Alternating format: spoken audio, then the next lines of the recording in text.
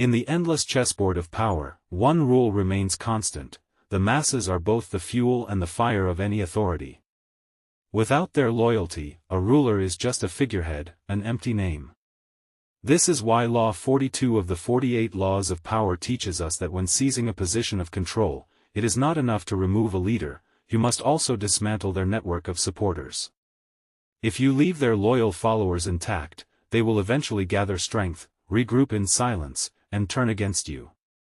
History is littered with stories of rulers who claimed the throne but ignored the old leader's inner circle, only to be undone by those very people.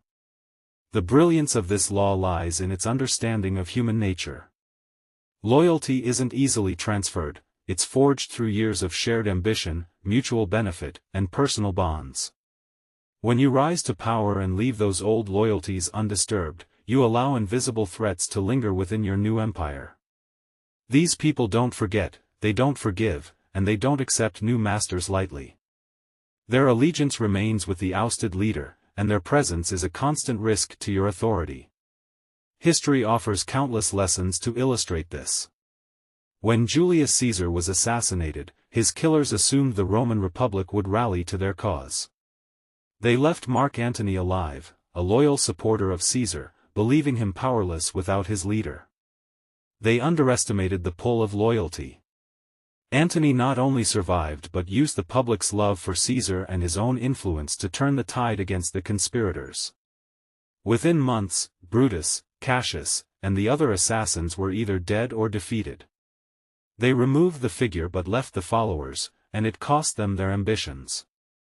Another example lies in the rise of Mao Zedong in China. When he solidified his power, he didn't stop at removing visible opposition. He carefully dismantled the factions, networks, and alliances that had formed under rival leaders. Even those who weren't openly against him but had ties to old power structures found themselves sidelined, exiled, or executed. It wasn't paranoia, it was strategy.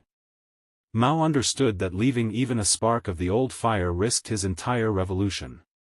In more modern contexts, this principle applies to leadership in business, politics, and even personal dynamics. A new CEO taking over a company that had a popular predecessor cannot assume the loyalty of the executive team. Some will inevitably resist new directions, subtly sabotage changes, or mourn the loss of the old regime. Wise leaders quickly identify these ties and either convert, isolate, or replace those loyal to the old guard. Otherwise, power leaks through unseen cracks. The law isn't just about ruthless removal, but about strategic awareness.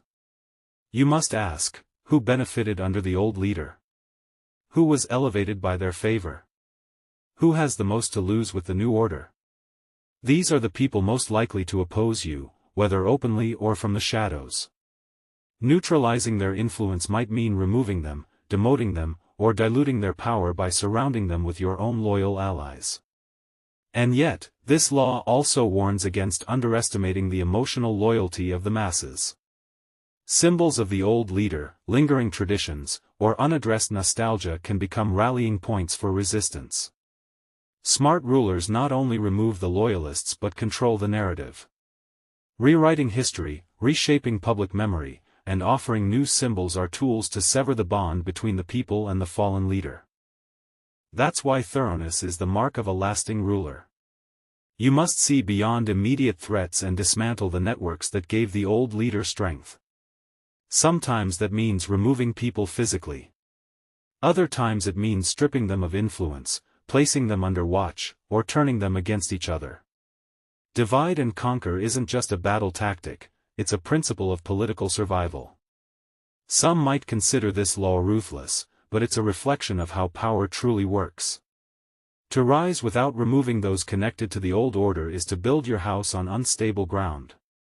It will shake with every memory of the past, every whisper of rebellion, and every lingering grudge.